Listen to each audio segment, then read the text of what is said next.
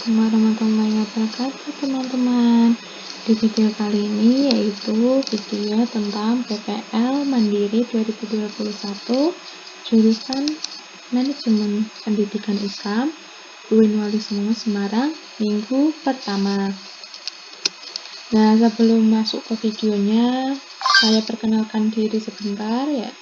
Saya Elinda Izatunada dengan NIM 18030360032 dari jurusan Manajemen Pendidikan Islam UIN Wali Songo Semarang angkatan 18. Nah, sebelum masuk ke materi, teman-teman ada yang tahu arti dari perpustakaan atau tidak? Nah, di sini saya akan menyampaikan arti dari perpustakaan, yaitu kumpulan bahan pustaka baik yang tercetak maupun rekaman pada suatu tempat tertentu yang telah diatur sedemikian rupa untuk memudahkan pemustaka mencari informasi yang diperlukan. Nah, fungsi dari perpustakaan ini apa sih?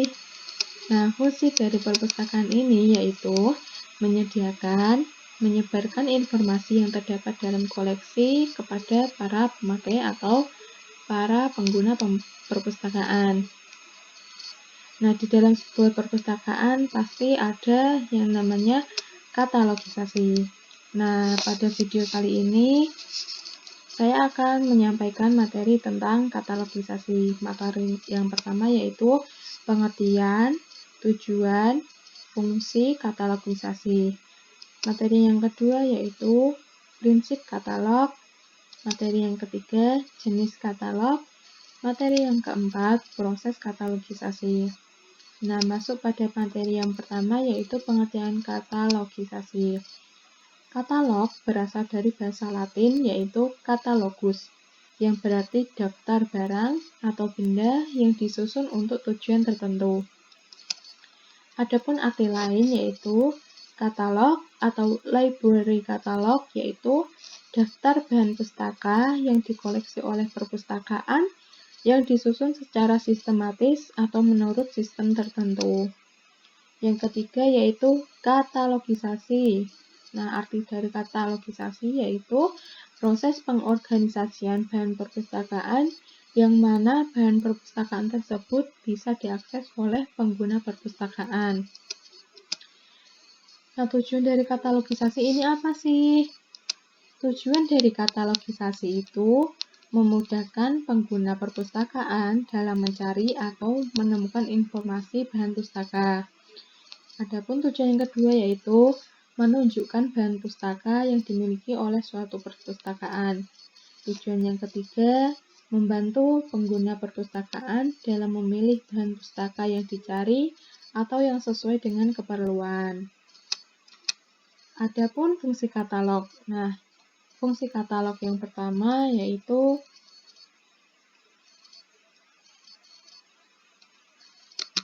sebagai alat komunikasi. Nah, arti dari sebagai alat komunikasi yaitu memuat keterangan-keterangan atau data perpustakaan, data suatu bahan pustaka, baik yang fisik maupun isi bahan pustaka tersebut, seperti judul buku, pengarang, penerbit, tahun terbit, jumlah halaman, dan sebagainya. Fungsi yang kedua yaitu sebagai sarana temu balik, yaitu wakil atau pegangan dokumen koleksi bahan pustaka yang dimiliki suatu perpustakaan. Lanjut ke materi prinsip katalog. Prinsip yang pertama yaitu ada memuat keterangan bahan pustaka. Prinsip yang kedua, ekonomis dalam penggunaan. Prinsip yang ketiga, mudah digunakan dan diatur. Prinsip yang terakhir yaitu ada tidak memakan tempat dan mudah pemeliharaannya. Lanjut ke jenis katalog. Nah, di sini jenis katalog yang pertama yaitu ada katalog buku. Nah, katalog buku yaitu katalog yang dibuat dalam lembaran kertas yang dibukukan. Yang kedua ada katalog berkas, yaitu katalog yang berupa lembaran lepas yang dibuat dari kertas biasa ataupun kertas manila berukuran 10 x 20 cm. Adapun selanjutnya yaitu opak. Nah, kepanjangan dari opak ini adalah Online Public Access Catalog, yaitu katalog yang menggunakan komputer. Yang terakhir ada katalog kartu, yaitu katalog yang dibuat dari kertas manila berukuran 7,5 x 12,5 cm.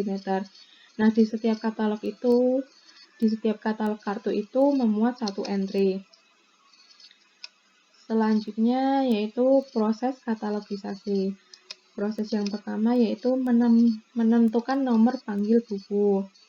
Proses yang kedua yaitu menentukan tajuk suatu buku.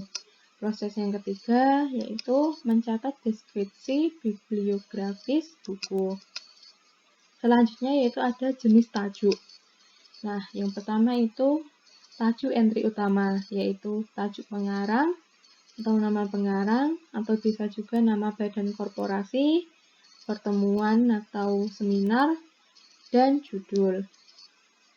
Ya, adapun yang kedua yaitu tajuk entry tambahan, yaitu tajuk subjek, tajuk judul, tajuk pengarang, tetapi yaitu pengarang kedua dan pengarang ketiga, terus juga ada penyunting, penerjemah, editor, dan penghimpun. Yang selanjutnya yaitu ada jenis pengarang. Nah, yang pertama ada pengarang nama orang, yaitu orang yang bertanggung jawab atas isi intelektual atau artistik suatu karya. Yang kedua ada pengarang badan korporasi, yaitu suatu organisasi atau kumpulan orang-orang yang dikenal dengan nama tertentu sebagai suatu kesatuan. Yang ketiga ada pertemuan atau konferensi, yaitu pertemuan atau konferensi atau juga bisa seminar yang menghasilkan karya. Nah, di sini ada contoh dari katalog. Bisa dilihat di bagian atas ini adalah nomor panggil buku. Nah, nomor panggil ini